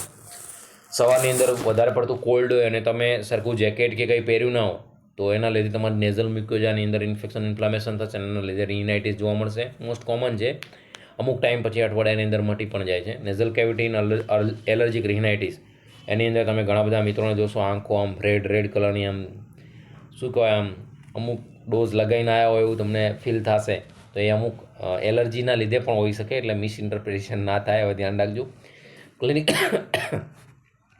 ક્લિનિકલ મેનિફેસ્ટેશનની અંદર મિત્રો શું જોવા મળશે, સાઇન સિમ્ટમની અંદર રનિંગ નોઝ ચાલુ જશે. શું ચાલુ હશે? આપણા રિનોરિયા, શરદીની અંદર જે પ્રવાહી નીકળે છે એ બહાર. રનિંગ નોઝ, સ્નીઝિંગ, વારંવાર ચીકો આવશે, નેઝલ કન્જેશન, નાક જામ થઈ જશે, અને એના લીધે નાક જામના લીધે આ હેડેક જોવા મળશે, બરાબર. તો આપણે હાલતા ચાલતા તમે અને બધાએ આ સાઇન સિમ્ટમ ફીલ કરેલા જ છે. મેનેજમેન્ટ મિત્રો, આની અંદર કઈ મેનેજમેન્ટમાં સિમ્ટોમેટિક મેનેજમેન્ટની અંદર તમે લિવોસેટ્રેજિન લઈ શકો છો. પછી નેઝલ બ્લોકેજ હોય તો તમારે નોર્મલ સલાઇનના ડ્રોપ્સ તમે નાખી શકો છો. ઘરેલું ઉપચાર કરવો હોય તો તમે દિવેલને ગરમ કરી અને એ પણ નાકમાં ડ્રોપ્સ નાખી શકો છો, જેનાથી આખી રાત તમારે ઊંઘવું હોય તો મોઇશ્ચર રહીને નેઝલ બ્લોકેજ નહીં થાય. તો જો વાયરલ રિનાઇટિસ હશે તો આપણે એને સિમ્ટોમેટિક મેનેજમેન્ટ કરીશું. એલર્જીક રિનાઇટિસની અંદર એન્ટીહિસ્ટામાઇન જે આપણે મેડિસિન છે એ લઈશું, લિવોસેટ્રેજિન ને બધી એન્ટીહિસ્ટામાઇન આવે છે. બેક્ટેરિયલ રિનાઇટિસની અંદર એન્ટીમાઇક્રોબિયલ થેરાપી, એન્ટીબાયોટિક પણ આની અંદર જરૂર પડશે તો લઈશું, એઝિથ્રોમાઇસિન. તે માટે nasal decongestant may be also be prescribe. Normal saline એની અંદર મોસ્ટલી યુઝ કરતા હોય છે. તો આ ઘરેલું ઉપચાર છે, આની અંદર કંઈ મેડિસિન લેવાની જરૂર નથી. જરૂર પડે તો આપણે જે પેરાસિટામોલ પ્લસ લિવોસેટ્રેજિનનું જે કોમ્બિનેશન આવે છે એ તમે યુઝ કરી શકો છો, અથવા તો એકલું લિવોસેટ્રેજિન લઈ અને નોર્મલ સલાઇનના ડ્રોપ્સ આવે નાકની અંદર તમે નાખી શકો છો, જેના લીધે તમને 3-4 દિવસમાં ફરક પડી જશે. એના પછીની મિત્રો ડિસીઝ કન્ડિશન છે sinusitis. Inflammation of the paranasal sinus cause by bacteria, virus અથવા તો એલર્જન, એને આપણે કહીશું સાઇનસાઇટિસ, બરાબર. તો જે આપણું પેરાનેઝલ સાઇનસ છે, બરાબર, સાઇનસ કેવિટીની અંદર જે પેરાનેઝલ સાઇનસ છે એનું ઇન્ફેક્શન ઇન્ફ્લામેશન કોઈ બેક્ટેરિયા, વાયરલ અથવા તો એલર્જનના લીધે થશે, એને આપણે કહીશું સાઇનસાઇટિસ, બરાબર. તો આ ધ્યાન રાખજો. આપણી હેલ્ધી સાઇનસ છે આ બાજુની, અને એની સામે તમે અહીંયા જોવા જાઓ તો ફ્રન્ટલ સાઇનસથી માંડી અને એ બધી ઇન્ફ્લામ સાઇનસ છે આ રેડ કલરની અંદર છે. એના લીધે એક્સેસિવ મ્યુકસ થશે અને એના લીધે પેશન્ટને શું નેઝલ બ્લોકેજ જોવા મળશે અને પેશન્ટ હેડેક સાથે ફીવર પણ આવશે, બરાબર. તો જે સાઇનસાઇટિસવાળો પેશન્ટ હશે એને ફીવર જોવા મળશે, હેડેક જોવા મળશે, નેઝલ કન્જેશન ખાસ જોવા મળશે, મ્યુકસનું સિક્રેશન અહીંયા ભરાઈ જશે એટલે પેશન્ટને બ્રીથિંગ ડિફિકલ્ટી થશે, બરાબર. પ્રુલન્ટ નેઝલ ડિસ્ચાર્જ, નાકમાંથી પ્રુડન્ટ નેઝલ ડિસ્ચાર્જ પસ નીકળશે. ઓટાલ્જિયા પણ એના લીધે કાનની અંદર પણ પ્રોબ્લેમ જોવા મળશે અને ફેશિયલ પેઇન પણ જોવા મળશે. જેને સાઇનસાઇટિસનો પ્રોબ્લેમ હશે એ પેશન્ટને સ્ટીરોઇડની મેડિસિન પણ અમુક વાર લેવી પડતી હશે. અને જે સાઇનસાઇટિસ એલર્જીક સાઇનસાઇટિસ હશે એનાથી માણસ પછી કંટાળી જશે, કોન્સ્ટન્ટ એને શરદી જશે. ક્યાંક બહાર ગયો અને જો માસ્ક કે રૂમાલ નહીં બાંધેલો હોય અને જો એલર્જન અંદર ગયા તો આ બધું સાઇનસાઇટિસના લીધે શું થશે, અહીંયા નેઝલ કેવિટીની અંદર આવીને કન્જેશન થઈ જશે. એના લીધે નેઝલ બ્લોકેજ થઈ જશે. નેઝલ બ્લોકેજ એટલે પેશન્ટને બ્રિથિંગ ડિફિકલ્ટી, એના લીધે પેશન્ટને રિનોરિયા જોવા મળશે અને હેડેક ખાસ, અને ઓટાલ્જિયા પણ જોવા મળશે, ઇયર પેઇન. બરાબર, તો આ બધા કોમન સાઇન સિમ્ટમ છે. ઘણા બધા તમારા આજુબાજુમાં તમારા મિત્રો કે કોઈ મમ્મી પપ્પા તમારા ફેમિલીમાં દાદા દાદીમાં આ પ્રોબ્લેમ જોવા મળશે. બરાબર, તો આ સાઇનસાઇટિસની અંદર શું મિત્રો જોવા મળશે, પેરાનેઝલ જે સાઇનસ છે આપણું આખી સાઇનસ કેવિટી એનું ઇન્ફ્લેશન થશે, એટલે મ્યુકસનું પ્રોડક્શન વધી જશે અને એના લીધે નેઝલ કન્જેશન જોવા મળશે. ફીવર સાથે પેશન્ટને હેડેક થશે અને કાનની અંદર ને ફેશિયલ પેઇન પણ ઘણી ખાંસી અને શરદીના લીધે જો કોન્સ્ટન્ટ રહેશે તો ઇયર અને ફેશિયલ પેઇન પણ જોવા મળશે પેશન્ટને. મેનેજમેન્ટની અંદર મિત્રો antibiotic therapy, antimicrobial therapy, nasal decongestion, nasal spray તમે યુઝ કરી શકો છો. બીજું આની અંદર કંઈ ના હોય. અને સિમ્ટોમેટિક મેનેજમેન્ટ, ફીવર આવે તો તમે પેરાસિટામોલ એન્ટીબાયોટિક મેડિસિન લઈ શકો છો. કોમ્પ્લિકેશન આના લીધે કહી શકાય મિત્રો, ખાસ આ ધ્યાન રાખજો. મેનેન્જાઇટિસ થઈ શકે છે, બ્રેઇન જે સ્પાઇનલ કોડ છે એનું ઇન્ફેક્શન, ઇન્ફ્લામેશન થઈ શકે છે, એબ્સેસ પણ થઈ શકે છે, ઇસ્ચેમિક ઇન્ફ્રાક્શન પણ થઈ શકે છે અને ઓસ્ટિયોમાયલાઇટિસ પણ થઈ શકે છે. બરાબર, તો એના કોમ્પ્લિકેશનના રૂપે ધ્યાન રાખજો. સાઇનસાઇટિસના લીધે જો જે સિક્રેશન છે એનું વધારે પડતું એસ્પાયરેશન થવાના લીધે અથવા તો કોન્સ્ટન્ટ જો રહેશે તો શું થશે, વારંવાર પેશન્ટ ઇરિટેટ થશે, નેઝલ કન્જેશન થશે, એટલે પેશન્ટને બ્રિથિંગ ડિફિકલ્ટી થશે. તો એ ઇન્ફેક્શન જો અંદર બ્રેઇનની અંદર ગયું તો મેનેન્જાઇટિસ અને એબ્સેસ થશે, ઇસ્ચેમિક ઇન્ફ્રાક્શન પણ પેશન્ટને જોવા મળશે અને ઓસ્ટિયોમાયલાઇટિસ પણ જોવા મળશે. તો આ એની કોમ્પ્લિકેશન તમે ધ્યાન રાખજો કે સાઇનસાઇટિસની કોમ્પ્લિકેશન કઈ થઈ શકે છે. એના પછી મિત્રો છે nasal obstruction. Obstruction of the nasal passway due to the polyps like growth, divided nasal septum, neoplasm, turbinate hypertrophy, congenital obstruction, choanal atresia. Nasal obstruction મિત્રો એનું સિમ્પલ વસ્તુ છે કે તમારું આ નેઝલ પાસવે છે એની અંદર કોઈ ઓબ્સ્ટ્રક્શન આવવાના લીધે જે તમારું ઇન્સ્પાયરેશન એક્સપાયરેશન જે રેસ્પાયરેશન છે એની અંદર બ્રિથિંગ ડિફિકલ્ટી થશે, એને આપણે કહીશું નેઝલ ઓબ્સ્ટ્રક્શન. નેઝલ ઓબ્સ્ટ્રક્શન કઈ રીતે થઈ શકે કે કોઈ બિનાઇન અથવા તો મેલિગ્નન્ટ ટ્યુમર તમારી નાકની અંદર ઉપડ્યું છે એના લીધે તમારી નાકમાં પેલા આપણા મસા કહીએ છીએ એ ઉપડે, એના લીધે થઈ શકે. પછી ડિવાઇડેડ નેઝલ સેપ્ટમ હોય તમારો, એના લીધે પ્રોપર બ્રિથિંગ ડિફિકલ્ટી ના થાય, નેઝલ ઓબ્સ્ટ્રક્શન થઈ શકે. નિયોપ્લાઝમ મેં તમને કીધું એ ગ્રોથ ટ્યુમરનો હોય તો થઈ શકે છે. પછી અંદરનું જે ટર્બિનેટ છે એની હાઇપરટ્રોફી એટલે વન ટાઈપ ઓફ ટ્યુમર જ થઈ. બરાબર, અને કન્જાઇનેટલ ઓબ્સ્ટ્રક્શન, કોર્નલ એટ્રેસિયા આપણે કહીએ છીએ કે પ્રોપર ડેવલપમેન્ટ માલ ફોર્મેશન એને કહીશું, તો એના લીધે પણ નેઝલ ઓબ્સ્ટ્રક્શન જોવા મળશે. તો આના ઘણા બધા કોઝિસ છે જેના લીધે પેશન્ટને બ્રિથિંગ ડિફિકલ્ટી જોવા મળશે. Obstruction cues difficulty in passage of air through one or both nostril. મિત્રો કોમન વસ્તુ છે કે તમારો પેસેજ જ ક્લિયર નહીં હોય નેઝલ પેસેજ, તો એના લીધે શું જોવા મળશે, બ્રિથિંગ ડિફિકલ્ટી પેશન્ટની અંદર જોવા મળશે. આની અંદર મેનેજમેન્ટની અંદર તમારે પર્ટિક્યુલરલી ફરજિયાત પ્રમાણે એને સર્જરી કરવી પડશે. ડિવાઇડેડ નેઝલ સેપ્ટમ હોય તો એને સર્જરી કરી અને સીધું કરશે patient. ઓપ્ટન surgery is required to remove obstruction. કોઈ ફોરેન પાર્ટિકલ્સ આની ઘૂસી ગયું છે, નાકનો સ્ટડી કરતો હોય, નાકનો સિક્કો અંદર પૈસાનો નાકની અંદર ઘૂસી ગયો હોય તો એને આપણે રિમૂવ સર્જરી કરીને કરવો પડશે. અથવા તો કોઈ ટ્યુમર લાઇક ગ્રોથ હોય એને આપણે ટ્યુમર રિમૂવ કરવી પડશે. ડિવાઇડેડ નેઝલ સેપ્ટમ હોય તો એને સર્જરી કરીને સીધું કરવું પડશે. તો આનો ડિવાઇડેડ જે નેઝલ ઓબ્સ્ટ્રક્શન છે એનો કોઈ બીજો ઓપ્શન નથી સર્જરી સિવાય મિત્રો. નર્સિંગ રિસ્પોન્સિબિલિટી સર્જરીની અંદર શું આવશે, તો provide upright position to promote drainage. તો પેશન્ટને અપરાઇટ પોઝિશન, સેમી ફાઉલર પોઝિશનની સાથે સાથે અપરાઇટ પોઝિશન પેશન્ટને પ્રોવાઇડ કરવાની, આ ખાસ ધ્યાન રાખજો. Provide frequent mouth care to prevent dryness of oral mucosa. પેશન્ટને સર્જરી થયેલી છે, સિક્રેશન પણ આવતું હશે અને જે ડ્રાયનેસ ના રહે એના માટે માઉથ કેર આપણે પેશન્ટને ફ્રિકવન્ટલી પ્રોવાઈડ કરશું, કોગળા કરાવીશું પેશન્ટને, જેના લીધે એની મ્યુકસ મેમ્બ્રેન છે એ ડ્રાય ના થાય. તો આ ખાસ ધ્યાન રાખજો કે એના મેનેજમેન્ટની અંદર આપણે શું કરશું, એમાં ખાસ સેમી ફાઉલર અથવા તો હાઈ ફાઉલર પોઝિશન આપીને અપરાઇટ પોઝિશન. એના પછી મિત્રો અત્યારે જ આપણે ભણ્યા ડિવાઇડેડ નેઝલ સેપ્ટમ કે જે અબનોર્મલ કન્જેનિટલ માલફોર્મેશન છે. Divided nasal septum is the condition which the nasal septum divide to the one side. આમ આખું ડિવાઇડ થઈ ગયું છે. ઘણા બધાને તમે નાક જોયું હશે, આમ હશે. બરાબર, and make the air flow through the passage more difficult. એના લીધે શું છે પેશન્ટને, અહીંયા તમે જોઈ શકો છો આ નોર્મલ આપણો છે અને અહીંયા ડિવાઇટેડ થશે એટલે શું થશે, આમ આખું વાંકું થઈ જશે. એટલે આ બાજુનો જે પાથવે છે એની અંદર જે નેઝલ એર ઇન્હાલેશન ને એક્ઝાલેશન થવું જોઈએ એ થશે ને, એટલે બ્રીથિંગ ડિફિકલ્ટી જોવા મળશે. તો એને સર્જરી કરીને આપણે સીધું કરવું પડશે, બરાબર. તો આ આપણા નોઝ જે ઇયર પછી આપણી નોઝ એનાટોમી જોઈએ, એના પછી એના ડિસીઝ કન્ડિશન જે નોર્મલ છે કે જે એપિસ્ટેક્સિસ છે, ડિવાઇટેડ નેઝલ સેપ્ટમ છે, નેઝલ ઓબ્સ્ટ્રક્શન છે, બરાબર. આ બધી નાની નાની ડિસીઝ કન્ડિશનમાંથી ક્યાંકથી ક્વેશ્ચન પૂછાઈ શકે છે, તો તમે ધ્યાન રાખજો. આમાં કંઈ એટલું બધું ખાસ છે નહીં, પણ એક્ઝામના પર્પઝથી એક્ઝામિનર્સ ગમે ત્યાંથી ક્વેશ્ચન નીકળી શકે છે. હવે એના પછી મિત્રો માઉથ છે આપણું, anatomy and physiology of the mouth. તો માઉથની આપણને ખબર જ છે મિત્રો, સૌથી બહાર શું છે, ટંગ. અપર અને લોઅરની અંદર શું છે, ટીથ હશે. અને આપણે કહીશું floor of mouth, lower lip upper lip બંને સાઈડ. વચ્ચે ટોન્સિલ હશે ને યુવ્યુલા જે આપણે લટકતો ભાગ છે, soft palate, hard palate, teeth, upper lips, બરાબર. સુપિરિયર લેબિયલ ફ્રેનેલિયમ જે આપણું આ અહીંયા એટેચ હશે દાંત જોડે, જિંજીવિયા જે આને આપણે ગમ કહીશું.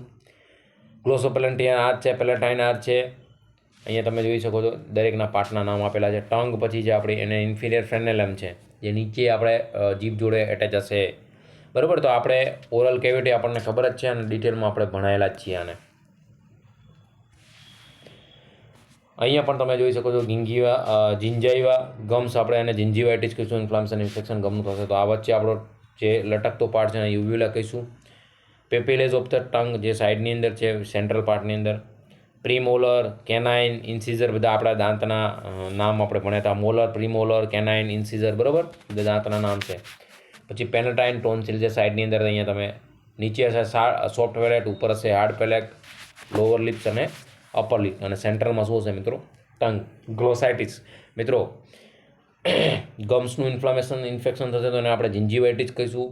ટંગનું ઇન્ફ્લામેશન ઇન્ફેક્શન થશે તો એને ગ્લોસાઇટિસ કહીશું. આ બધા ટર્મિનોલોજીમાં ધ્યાન રાખજો, ભૂલ ના કરતા ક્યાંય. આખો ઇમેજ આપ્યો છે નેઝલ અને ઓરલ કેવિટીનો સાથે. સૌથી પહેલાં nasal cavity, nostril, soft palate, hard palate, oral cavity, larynx, trachea, ઉપર ફેરિંગ્સ હશે, ઓરોફેરિંગ્સ, નેઝોફેરિંગ્સ અને લેરિંગોફેરિંગ્સ.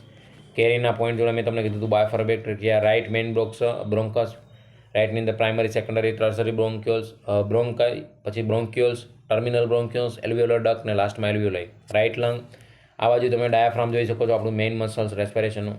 લેફ્ટ લંગ્સ, પછી લેફ્ટ મેઇન બ્રોન્કાઈ, ઇસોફેગસ, એપિગ્લોટાઇટિસ, ટંગ, નેઝોફેરિંગ્સ, ઓરોફેરિંગ્સ, લેરિંગોફેરિંગ્સ, એ શું છે મિત્રો, ફેરિંગ્સ, બરાબર.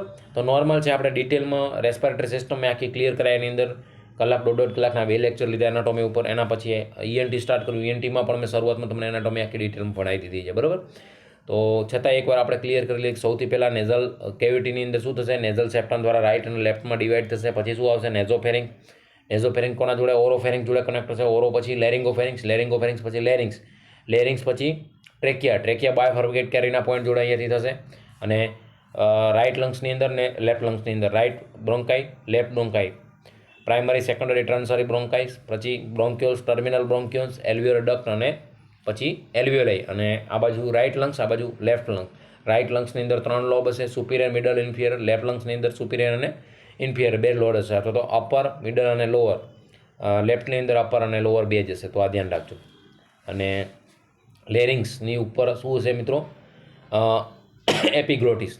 અને એપિગ્લોટિસ એ શું કરશે, જ્યારે ફૂડ આવશે ત્યારે આપણે ઓટોમેટિકલી બ્રેઇન દ્વારા સિસ્ટમેટિક પેરાસિમ્પેથેટિક નર્વસ સિસ્ટમ દ્વારા જે એપિગ્લોટિસ છે કોના ઉપર આવી જશે, ટ્રેકિયા ઉપર આવી જશે. અને ટ્રેકિયાને ક્લોઝ કરી નાખશે. તો જે આપણે ફૂડ લઈશું એ ક્યાં જશે, ઇસોફેગસની અંદર. અહીંયા તમે જોઈ શકો છો આ ઇસોફેગસ છે સાઈડની અંદર, અહીંયા બીજું ઓપનિંગ દ્વારા અહીંયા લખેલું જ છે આ ઇસોફેગસ. અને ઇસોફેગસ થ્રુ પછી સ્ટમકમાં જશે, બરાબર. તો આ 2 સિસ્ટમને જે મેઇન આપણે ઘાટી ઢાંકણનો પડદો કહીએ છીએ એપિગ્લોટિસ, એ બંને સિસ્ટમને ક્યારે કામ કરવું એ આપણે કુદરતી ભગવાને બનાવેલી રચના છે. માઉથના મિત્રો ફંક્શન શું છે, તો મિકેનિકલ ડાયજેશન એનું ફંક્શન છે. શું કરશે, ખોરાકને બ્રેકડાઉન કરશે ટીથ દ્વારા. પછી ફૂડને બ્રેક કરીને એને ચૂઇંગ કરશે, ગમ્સ મિન્ટ કરીને, પછી એને સ્ટમકમાં મોકલશે, બરાબર. કેમિકલ ડાયજેશન, સલાઈવા મેં તમને કીધું એ ક્રેક કરવાનું એ ટીથ દ્વારા. એને મિકેનિકલ ડાયજેશન કરશું, સલાઈવાનું સિક્રેશન થઈને એને મલ્સિફિકેશન કરશે, ઇમલ્સિફાઈડ આપણે કહીએ છીએ એને આપણે કેમિકલ ડાયજેશન કરીશું. એની અંદર એમાઇલેઝ એન્ઝાઇમ સિક્રેટ કરશે અને ડાયજેસ્ટ સ્ટાર્ચ, બરાબર. પછી મ્યુકસનું production, protect soft lining of the digest system, lubricate food for the easier swallowing. જ્યારે તમે કોળીઓ મોઢામાં મૂકશો મિત્રો, ત્યારે અમુક હાર્ડ વસ્તુ પણ અંદર મોઢામાં જ એકદમ સોફ્ટ થઈ જતી હોય. એનું કારણ શું છે કે એને તમે ફર્સ્ટ મોઢામાં કોળીઓ મૂક્યો, દાંત દ્વારા તમે ચાવશો, દાંત દ્વારા અને દાંત દ્વારા એને નાના બ્રેકડાઉન થશે પાર્ટિકલ્સ, અને બ્રેકડાઉન થશે એને એટલે આપણે એને કહીશું મિકેનિકલ ડાયજેશન. એના પછી સલાઈવાનું સિક્રેશન થશે, એમાઇલેજ એન્ઝાઇમનું સિક્રેશન થશે, અને એને એકદમ ભેળવી નાખશે, ઇમલ્સિફાય કરી નાખશે, બરાબર. એકદમ લાળ સાથે, એકદમ ચીકણું, એટલે એકદમ તમારે ક્યાંય ગળવામાં તકલીફ ના પડે, એને કહીશું આપણે કેમિકલ ડાયજેશન, બરાબર. અને પછી એ આપણને સોલોઈંગ કરવામાં ઇઝીલી તકલીફ નહીં પડે, ઇઝીલી ઉતરી જશે. એના પછી જે બફર સિસ્ટમનું કામ કરે છે, neutralise acid to prevent tooth decay, balance maintain કરશે ન્યુટ્રલાઇઝનું, એસિડિક ના થાય કે આલ્કલાઇન ના થાય, બરાબર. Antibacterial chemical, kill bacteria that enter mouth with food, food જોડે જે એન્ટર થશે બેક્ટેરિયા એને કિલ કરવાનું કામ કરશે, બરાબર. ઓલ ધેટ ઇન સ્પિરિટ અહીંયા તમે જોઈ શકો છો, બરાબર. અહીંયા larynx, glottis, pharynx, tongue, bolus of the food અહીંયા તમે જોયું એ અંદર બ્રેકડાઉન થઈ કેમિકલ મિકેનિકલ માઉથની અંદર ડાયજેશન થઈને પછી ક્યાં જશે મિત્રો? સીધું ઇસોફેગસની અંદર.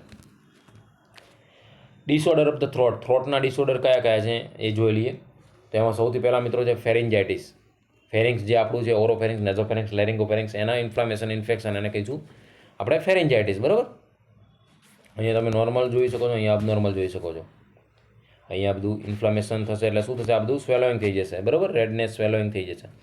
બેક્ટેરિયા કોઝિસ કયો? બેક્ટેરિયલ, વાયરલ, ફંગલ, કોઈ બી કોઝિસ હોઈ શકે. It is caused by the group A beta hemolytic streptococcal, then it will be known as the strep throat. મિત્રો ધ્યાન રાખજો, મોસ્ટ કોમન પોઝિટિવ ઓર્ગેનિઝમ કયા છે ફેરેન્જાઇટિસ, લેરિન્જાઇટિસ માટે? બીટા હિમોલાઇટિક સ્ટ્રેપ્ટોકોકાઈ, બરાબર, કે જે ફેરિંગ્સનું ઇન્ફ્લામેશન કરશે. એના લીધે જો નોર્મલ તમે અમુક વાર મિત્રો કેવું શરદીને ખાંસીને આવતું એને તમે પ્રોપર સરખી રીતે ટ્રીટ ના કરો તો એ પછી ફેરિંગ્સ લેરિંગ્સનું પણ ઇન્ફ્લામેશન કરતા હોય. એમાં ખાસ ફેરિંગ્સનું તો ખાસ. ક્લિનિકલ મેનિફેસ્ટેશનની અંદર મિત્રો શું થશે? ફીવર, રેડનેસ, સ્વેલોઈંગ, ફેરિંગ્સ, સોર થ્રોટ, અવાજ તમારો બેસી જશે, ગળું પકડાઈ જશે, ગળું ભારે ભારે લાગશે, અવાજ તમારો ચેન્જ થઈ જશે, હેડેક થશે, તમને તાવ આવશે. આ બધું ફેરેન્જાઇટિસના આપણે બધાએ, તમે અને મેં સાઇન સિમ્ટમ અનુભવેલા છે કોવિડની અંદર તો ખાસ. મેનેજમેન્ટની અંદર મિત્રો શું કરીશું? વાયરલ ફેરેન્જાઇટિસ હોય તો only symptomatic management antibiotic therapy સાથે. Pharyngitis cause by the bacteria, penicillin અથવા તો એરિથ્રોમાઇસિનને આપણે જે જો ફેરેન્જાઇટિસ થયું છે તો એને આપણે એન્ટીબાયોટિક થેરાપી આપીશું, બરાબર. જો બેક્ટેરિયલ એજન્ટ હશે તો એના માટે પેનિસિલિન છે, એરિથ્રોમાઇસિન છે, એઝિથ્રોમાઇસિન છે. ઇફ એલર્જીક અથવા તો resistant of this drug cephalosporin group is needed. એટલે જો પેનિસિલિન અથવા તો એરિથ્રોમાઇસિનથી જો એનું રેઝિસ્ટન્ટ આવી જશે ડ્રગનું તો આપણે એના માટે સિફાલોસ્પોરિન જનરેશનની બધી ડ્રગ્સ આપીશું. કોમ્પ્લિકેશન કઈ મિત્રો થઈ શકે આના રિલેટેડ? તો associated with the strep throat, rheumatic fever થઈ શકે, ખાસ ધ્યાન રાખજો. એમાં નાના છોકરાઓમાં ખાસ રૂમેટિક ફીવર, નેફ્રાઇટિસ, કિડનીનું ઇન્ફેક્શન ઇન્ફ્લામેશન થઈ શકે છે, otitis media, middle ear mastoiditis, માસ્ટોઇડનું ઇન્ફ્લામેશન થઈ શકે છે. તો પ્રોપર તમે સોર થ્રોટ જે ફેરેન્જાઇટિસ છે એને તમે એન્ટીબાયોટિક લઈને ટ્રીટ નહીં કરો તો એના લીધે મેજર કોમ્પ્લિકેશન પણ થવાની શક્યતા છે, બરાબર. તો આ ખાસ ધ્યાન રાખજો. એના પછી મિત્રો છે ટોન્સિલાઇટિસ.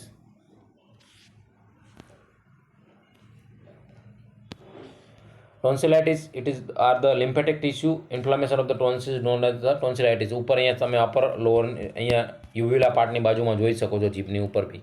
તો રેડનેસ થશે થ્રોટનું, સોફ્ટ પેલેટ, હાર્ડ પેલેટ, યુવ્યુલા જે છે એની અંદર શું જોવા મળશે? તમે ઇન્ફેક્ટરી ઇન્ફ્લામેટરી કન્ડિશન છે એની ઇડેમાં જોવા મળશે. અને ટોન્સિલ છે એ સોલોંગ થઈ જશે એટલે તમને બોલવામાં પણ તકલીફ થશે, તમારો અવાજ બી ચેન્જ થઈ જશે. ક્લિનિકલ મેનિફેસ્ટેશનની અંદર શું મિત્રો? રેડનેસ, રેડ સ્વેલોઇન ટોન્સિલ, એટલે રેડનેસ સ્વેલોઇન ટોન્સિલ તમે ઓરલ કેવિટી ઓપનિંગ કરાવીને જોશો તો તમને ટોર્ચથી વિઝ્યુલાઇઝ કરશો તમને દેખાશે. ફીવર, ડિસ્ફેજિયા, ડિફિકલ્ટી ઇન સ્વેલોઈંગ, ડિસ્ફેજિયા અને ડિસ્પનિયા બેમાં ભૂલ ના થાય. સોર થ્રોટ જોવા મળશે પેશન્ટને. અને જો તમે એન્ટીબાયોટિક થેરાપી આપશો એનાથી જો ટ્રીટમેન્ટની અંદર એન્ટીબાયોટિક થેરાપીથી ટ્રીટ નહીં થાય તો આપણે સર્જરી કરીને ટોન્સિલને રિમૂવ કરવા પડશે. તો tonsillectomy is the surgical treatment of the choice in case of recurrent infection and fail to respond of antibiotic therapy. જો એન્ટીબાયોટિક થેરાપી આપવા છતાંય જો પ્રોપર કવર નહીં થાય તો આપણે ટોન્સિલને શું કરવા પડશે મિત્રો? રિમૂવ કરવા પડશે. જેના લીધે રિકરન્ટ ઇન્ફેક્શન થશે.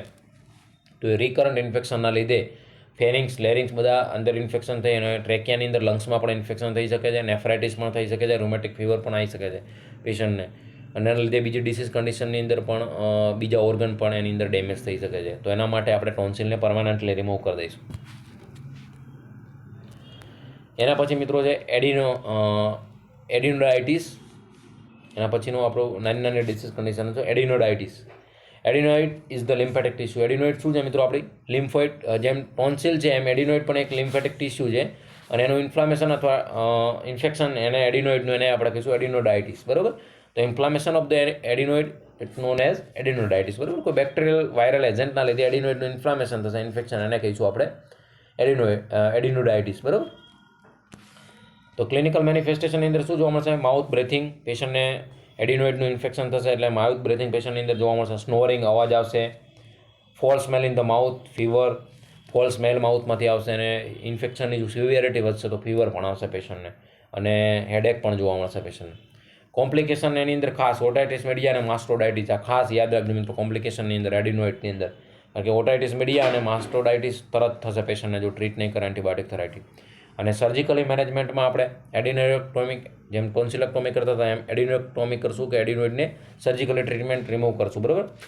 રિકરન્ટ એપિસોડ ઇન્ફેક્શન આવતા હશે અને એન્ટીબાયોટિક થેરાપીથી ફેલ થશે તો. બરાબર. તો adenoidectomy is the surgical treatment of choice in case of the recurrent infection and fails to the respond to the antibiotic therapy. Antibiotic therapy આપી તમે છતાં બી રિસ્પોન્ડ નથી આવતું, રેઝિસ્ટન્ટ થઈ ગયા છે બેક્ટેરિયા અથવા તો એજન્ટ, અને વારંવાર રિકરન્ટ ઇન્ફેક્શનના એપિસોડ આવે છે, તો એની અંદર આપણે એડિનોક્ટોમી જે સર્જિકલ પ્રોસિજર કરીને એડિનોઇડને રિમૂવ કરશું.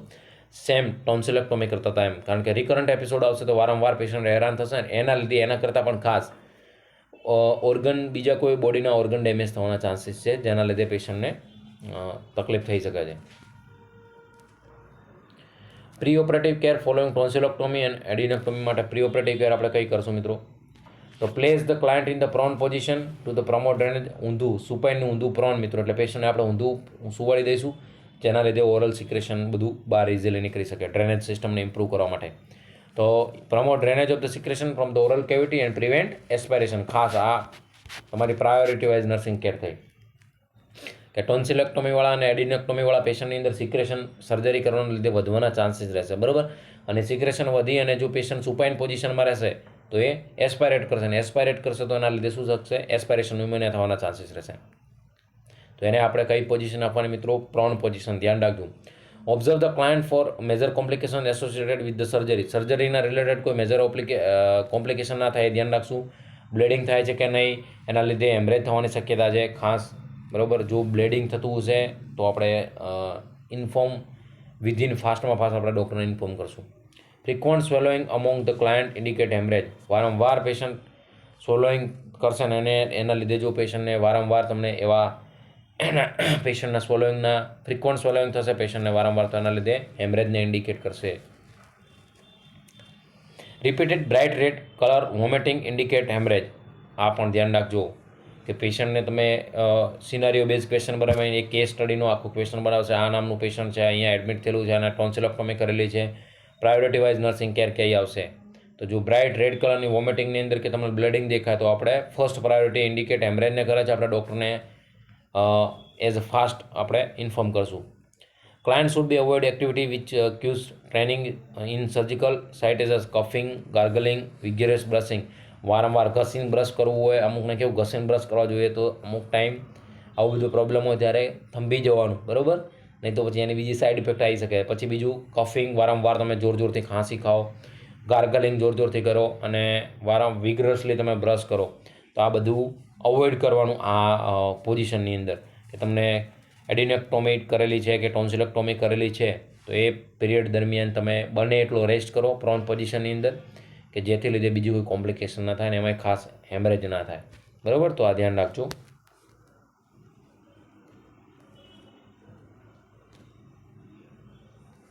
પોસ્ટ ટોન્સિલર એબ્સેસ મિત્રો, it is also known as a quinsy. આ ધ્યાન રાખજો. ક્વિન્સી કોને કહીશું? પેરીટોન્સિલર એબ્સેસને આપણે ક્વિન્સી કહીશું. Collection of the pus in the peritonsillar space. જે પેરીટોન્સિલર સ્પેસ છે એની અંદર જો પસનું કલેક્શન થઈ જશે એને આપણે પેરીટોન્સિલર એબ્સેસ કહીશું. તો આ ખાસ ધ્યાન રાખજો. એબ્સેસ એટલે મિત્રો વન ટાઈપ ઓફ આપણે ગુજરાતીમાં કહીએ તો સડો, પસનું કલેક્શન થઈ ગયું, એને એબ્સેસ કહીશું. તો collection of the pus in the peritonsillar space, peritonsillar cavity it's called આપણે પેરીટોન્સિલર એબ્સેસ, બરાબર. ઇટ અકર તો કોમ્પ્લિકેશન ઓફ ટોન્સિલાઇટિસ. જો ટોન્સિલાઇટિસની પ્રોપર તમે ટ્રીટમેન્ટ ના કરી તો એના લીધે પણ એની કોમ્પ્લિકેશનના રૂપે પણ જોવા મળી શકે છે, બરાબર. ક્લિનિકલ મેનિફેસ્ટેશનના લીધે શું, ફેમન, મલેસ, બેચેની તમને લાગશે, ઓડિનોફેઝિયા, ડિફિકલ્ટી ઇન સ્વોલોઈંગ જોવા મળશે, પેઇન સ્વોલોઈંગ જોવા મળશે, બરાબર. ડિસ્પેજિયા જોવા મળશે, ડિફિકલ્ટી ઇન સ્વોલોઈંગ, ઓડિનોફેજિયા, પેઇન જોવા મળશે, પેઇન ઇન સ્વોલોઈંગ, ઓડિનોફેજિયા, ડિસ્પેજિયા જોવા મળશે,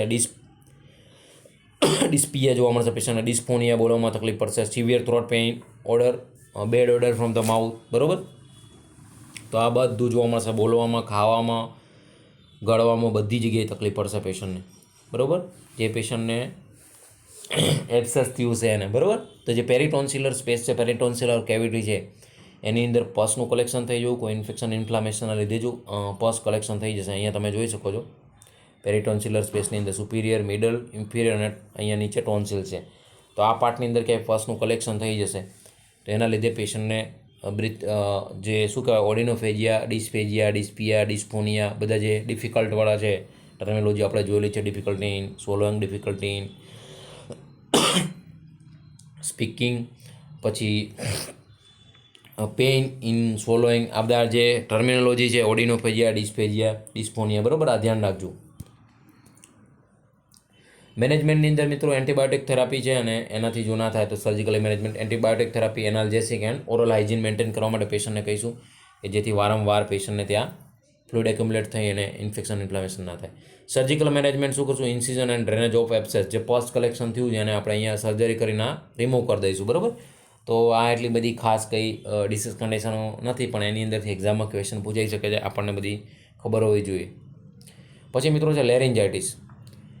લેરિન્જાઇટિસની અંદર શું જોવા મળશે, તો જે આપણું લેરિંગ્સ છે, વોઇસ બોક્સ કહીએ, એનું infection inflammation of the larynx characterize by the hoarseness of voice and aphonia, loss of voice, aphonia એટલે ડિસ્ફોનિયા પણ જોવા મળશે, એફોનિયા પણ જોવા મળશે. તો inflammation and infection of the larynx it's called laryngitis, અને એના લીધે એના main sign symptom hoarseness of voice અથવા તો એફોનિયા. આ આપણું નોર્મલ લેરિંગ્સ છે કે જેનો વોકલ કોડની આપણી કેવિટી સાથે, અને એની સામે આ ઇન્ફ્લામ લેરિંગ્સ તમે જોઈ શકો છો, બરાબર. કોઝિસ કયા કયા હોઈ શકે મિત્રો, એક્સપોઝર ટુ ધ સ્મોક છે, ડસ્ટ છે, એલોઝન છે એન્ડ અધર પોલ્યુન્ટ. કોઈ બી bacterial, fungal, viral, allergen agent હશે કે જે લેરિંગ્સનું ઇન્ફ્લામેશન કરશે એને આપણે કહીશું લેરિન્જાઇટિસ. અને એના મેઇન સાઇન સિમ્ટમ શું જોવા મળશે, હોર્સનેસ ઓફ વોઇસ એન્ડ એફોનિયા. મેનેજમેન્ટની અંદર મેન એની એન્ટીબાયોટિક થેરાપી છે મિત્રો. વોઇસ રેસ્ટ માટે આપણે પેશન્ટને વારંવાર બોલ ન કરે, અમુકને હોય મોટા ઘાટા પાડી પાડીને બોલવાનું, તો એવા માણસોને આવી કોઈ ડિસીઝ કન્ડિશન હોય તો એમાં બહુ તકલીફ પડે. Avoid agent such as smoke, chemical અને ડસ્ટ. જે હું હંમેશા તમને કહું છું કે તમારો મિત્રતા પણ એવી રાખે કે જે તમને હંમેશા અપ લઈ જાય, ડાઉન લઈ જાય, એવા મિત્રો જોડે ક્યારેય રહેવું નહીં. જે પાર્લરો ઉપર આમ પોતાની જાતને બહુ આઈ એમ સમથિંગ સમજીને આમ ફુવારા મારતા હોય, એ મિત્રો માટે ખાસ છે આ કે સ્મોકિંગ કે જે કંઈ તમે વ્યસન કરતા હોય મૂકી દેજો, તમારા હેલ્થ માટે, તમારા ફેમિલી માટે. અત્યારે ખબર નહીં પડે, અત્યારે ચડતું લોહી છે, એટલે જેને ઓરલ કેન્સર થયો હોય કે જેને કોઈ બીમારી ઘરની અંદર આવે અને પછી આખું ફેમિલી મેન્ટલી, ફિઝિકલી અને આર્થિક જ્યારે ભીડમાં એને લોંગ ટર્મ આ ડિસીઝ કન્ડિશનો, જ્યાં સુધી માણસ મરે ના ત્યાં સુધી આ એનો પીછો મૂકતું નથી. આ બધી ડિસીઝ કન્ડિશનો એવી છે. તો જ્યારે તમે આમ ચડતી જવાનીની અંદર તો આ બધું બતાવતા હો, પણ જ્યારે તમારી જવાની પૂરી થાય અને જ્યારે અમુક એજ પછી તમને આ બધા કેન્સરો નાની નાની ઉંમરમાં, અત્યારે તો 22-25 વર્ષના છોકરાઓને કેન્સર થઈ જાય ટોબેકો, આલ્કોહોલ, સ્મોકિંગના લીધે. તો એ મિત્રો ધ્યાન રાખવું જોઈએ કે જેના લીધે તમારું તો હેલ્થ જશે પણ તમારા ફેમિલીની સાથે સાથે મમ્મી પપ્પા અને ફિઝિકલી, મેન્ટલી સાથે સાથે આર્થિક રીતે પણ તમે ધોવાઈ જશો. તો આ ધ્યાન રાખવું જોઈએ. અને સાયન્ટિફિકલી પ્રૂવ થયેલું છે કે 99% ઓરલ કેન્સર થવા માટેનું કારણ ટોબેકો છે, બરાબર. આ ધ્યાન રાખજો. Increased fluid intake and warm humidified environment is recommended to loosen the secretion of the client.